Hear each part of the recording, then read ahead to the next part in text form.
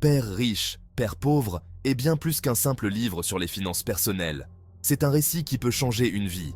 Il raconte l'histoire de Robert Kiyosaki et de ses deux pères, son père biologique, très instruit mais en difficulté financière, et le père de son ami, un décrocheur du lycée qui a bâti un empire commercial.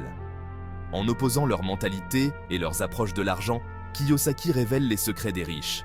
Ce livre démantèle le mythe selon lequel il faut un revenu élevé pour être riche.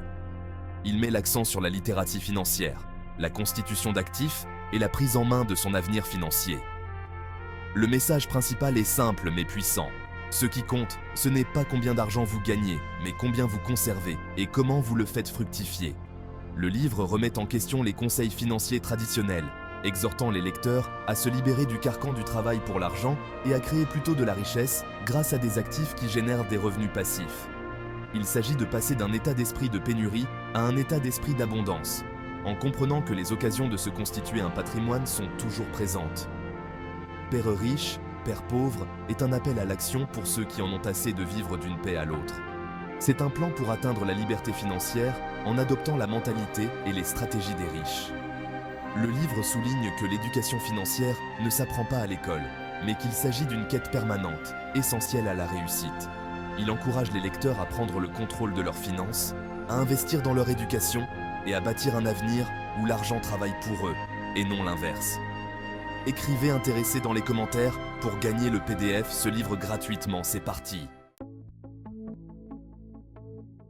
Cette leçon remet en question la vision traditionnelle du travail. Les pauvres et la classe moyenne travaillant pour l'argent, échangeant leur temps et leurs efforts contre un salaire. Les riches, en revanche, font travailler l'argent pour eux.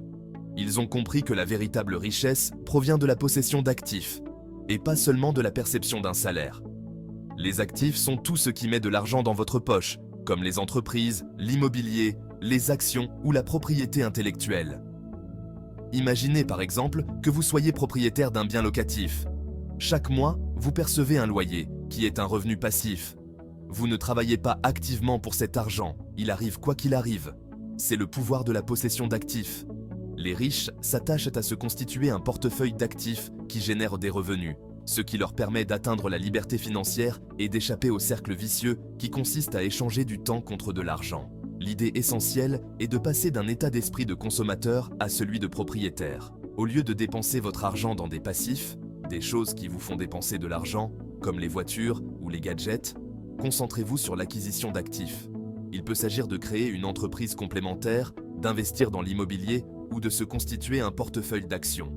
N'oubliez pas que la liberté financière, c'est faire travailler votre argent pour vous, et non l'inverse.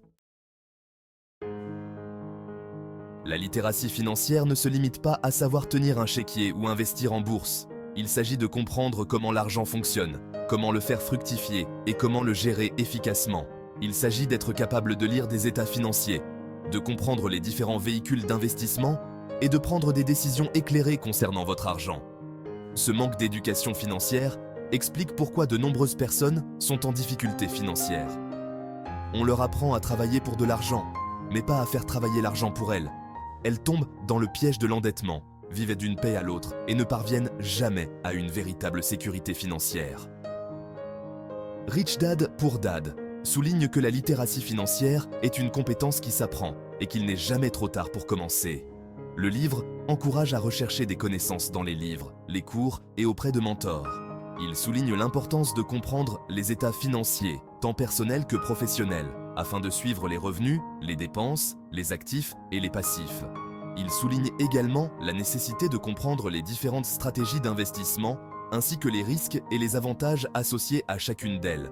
En devenant financièrement compétent, vous vous donnez les moyens de prendre des décisions éclairées concernant votre argent, de vous constituer un patrimoine et d'atteindre vos objectifs financiers. Cette leçon ne consiste pas seulement à créer une entreprise, mais aussi à prendre le contrôle de votre avenir financier. Si avoir un emploi procure un salaire, cela ne permet pas nécessairement de se constituer un patrimoine à long terme. S'occuper de ses propres affaires signifie développer sa colonne d'actifs.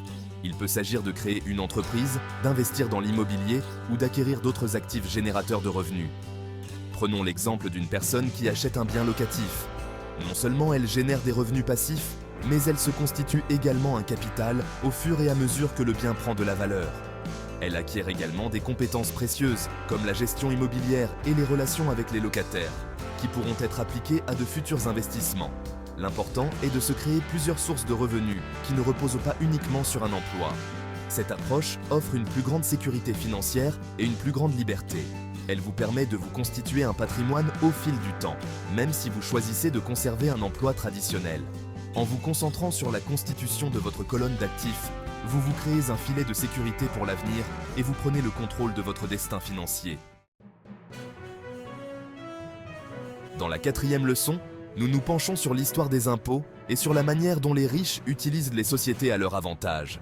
À l'origine, les impôts étaient destinés aux riches, mais au fil du temps, le système a évolué, faisant peser une part plus importante du fardeau fiscal sur la classe moyenne. Cependant, les riches ont trouvé le moyen d'utiliser les sociétés pour réduire légalement leurs charges fiscales.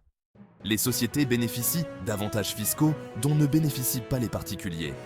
Par exemple, une société peut déduire ses frais professionnels avant de payer ses impôts, ce qui réduit d'autant sa charge fiscale globale. Il s'agit d'une stratégie légale et éthique pour réduire les impôts et conserver une plus grande part de votre argent durement gagné.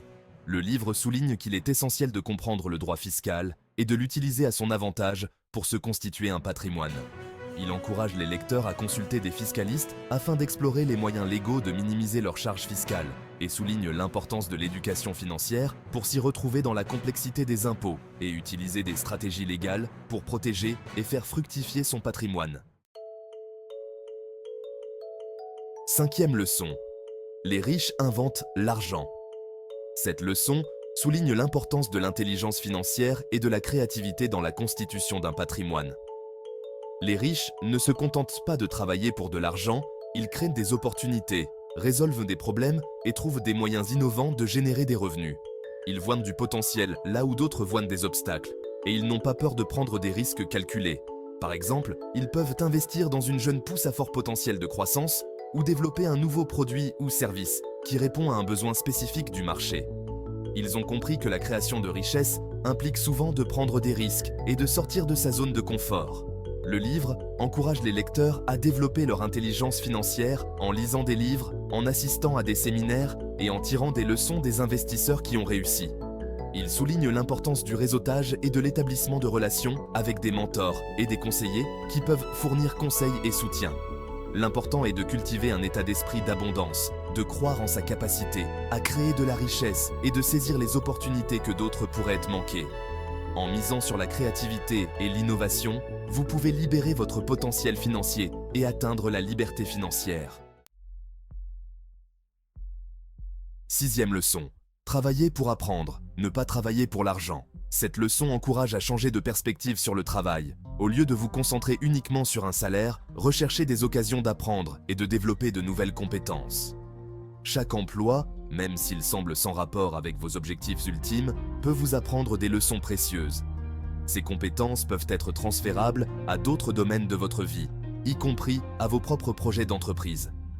Par exemple, une personne travaillant dans le service à la clientèle développe des compétences en matière de communication et de résolution de problèmes, qui sont des atouts précieux dans n'importe quel domaine. Le livre préconise de devenir un apprenant à vie, en recherchant constamment des connaissances et des expériences susceptibles d'améliorer vos compétences et de vous valoriser sur le marché du travail.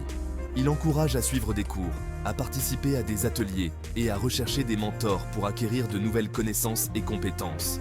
En adoptant un état d'esprit d'apprentissage permanent, vous investissez dans votre développement personnel et professionnel, ce qui augmente votre potentiel de gain et vous ouvre les portes à de nouvelles opportunités. 7e leçon. Surmonter les obstacles. La peur et le doute. Le chemin vers la liberté financière est rarement sans heurts. La peur et le doute sont des obstacles courants qui peuvent entraver les progrès. Beaucoup de gens ont peur de perdre de l'argent, de commettre des erreurs ou d'être jugés pour leurs décisions financières. Rich Dad. Pour Dad reconnaît ses craintes, mais encourage les lecteurs à les surmonter. Il souligne que la peur est un élément naturel du processus, mais qu'elle ne doit pas vous empêcher d'agir. La clé est de reconnaître vos peurs, d'y répondre par l'éducation et la planification, et de prendre des risques calculés. Par exemple, Si vous avez peur d'investir en bourse, renseignez-vous sur les différentes stratégies d'investissement. Commencez petit et augmentez progressivement vos investissements au fur et à mesure que vous gagnez en expérience et en confiance. Le livre souligne également l'importance de s'entourer d'un réseau de soutien composé de mentors, de conseillers et de personnes partageant les mêmes idées, qui peuvent vous encourager et vous guider. N'oubliez pas que surmonter la peur et le doute est un processus continu. En considérant les défis comme des occasions de grandir et en tirant les leçons de vos erreurs, vous pouvez renforcer votre résilience et rester concentré sur vos objectifs financiers. Conclusion. Prendre le contrôle de son destin financier. Rich Dad. Poor Dad est un puissant appel à l'action qui exhorte les lecteurs à se débarrasser de leurs croyances limitantes sur l'argent et à adopter une approche proactive de la création de richesse.